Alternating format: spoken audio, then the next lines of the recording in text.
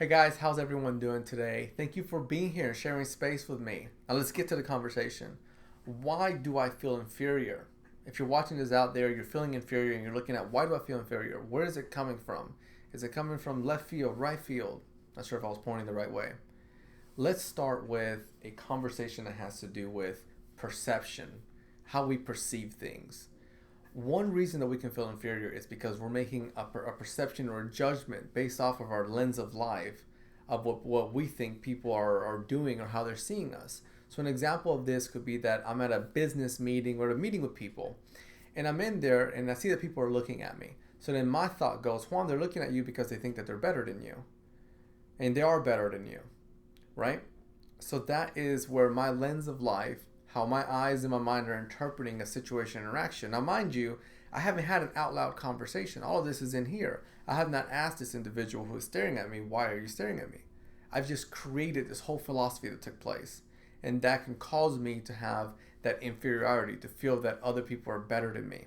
But in reality, right, in the real rational world, Juan has not had that conversation. All of that took place in here.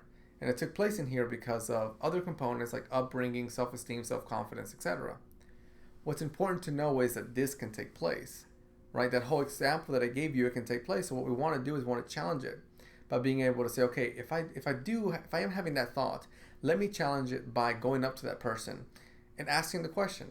Hey, I noticed that you were looking at me whenever we were sitting down. Why? And I know it's tough for a lot of people to do that, right? It could be anxiety driven.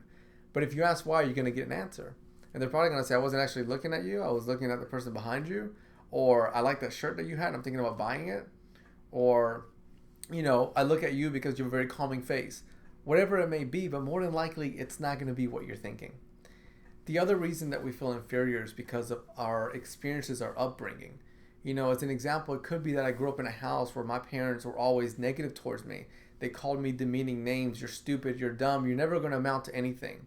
So I grew up in this culture, right? This microsystem that did not pump me up. It did not root for me.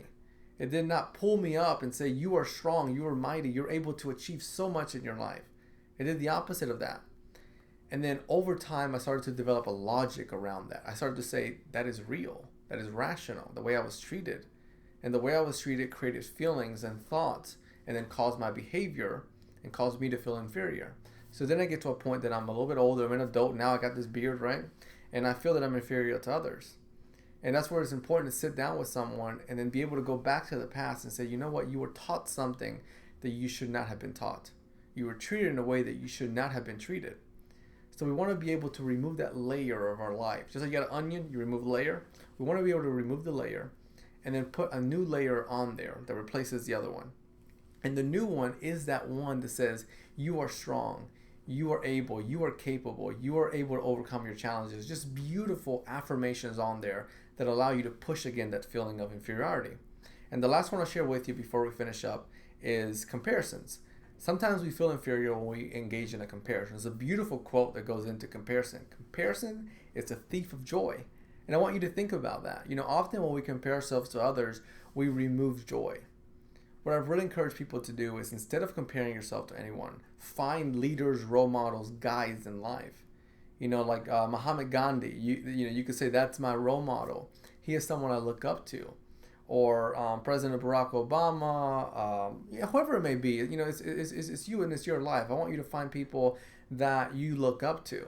And then when you look up to them, be able to pull why you look up to them. So I look up to this person like Gandhi because of his kindness. Now, how can I live a life of kindness versus comparison? I'm comparing myself to Gandhi. I'll never be as kind as him. I'm worthless. I will never be able to help others. I'll never be able to achieve any kind of change in my life. So right away, comparison depleted any chance of me of moving forward in life, any chance of me of accomplishing anything, any chance of me of having guidance in my journey. So I hope that as you watch this video, I hope you're able to pull some nuggets out and say, okay, that's inferiority. That's how I'm able to overcome it and move forward in life. Thank you for sharing space with me.